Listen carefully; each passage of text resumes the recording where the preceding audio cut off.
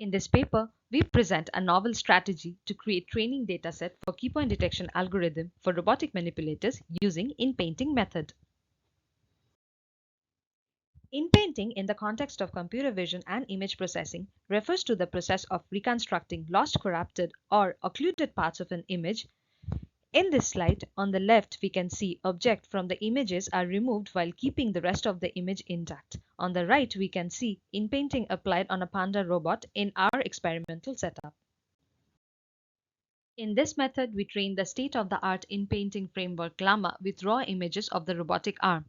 We also collect a set of images of the arm in different configurations with ArUco markers on it. We create a binary mask around the markers for all the images. We then pass the original images of the arm with markers and the corresponding binary masks to the newly trained Llama model.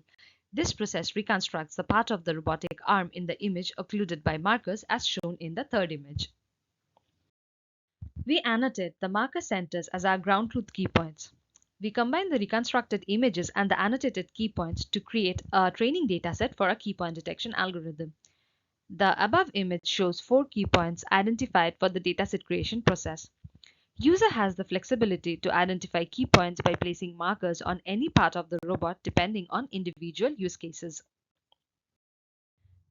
We train PyTorch Vision's Keypoint RCNN network with the collected data. In this slide, we have images for same configuration of the panda manipulators with and without ArUco markers.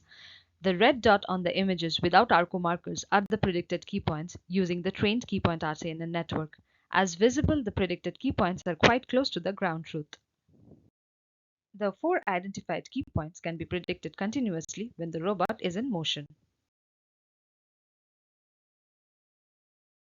In our prior work, we combined the robot's kinematic model and the calibrated camera parameters to produce the keypoints.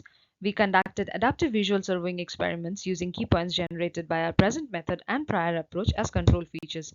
The keypoints are equally robust with minimal noise. The transient response is also similar for both the approaches. We are able to control the arm in different configurations, including extreme ones, using our approach. In summary, our model does not require the robot's model or the camera parameters. They are flexible and gives user freedom to place the marker at their will. The keypoints are robust and produce noiseless trajectories.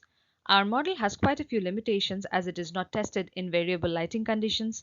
Control convergence is not possible in case of out-of-plane motion.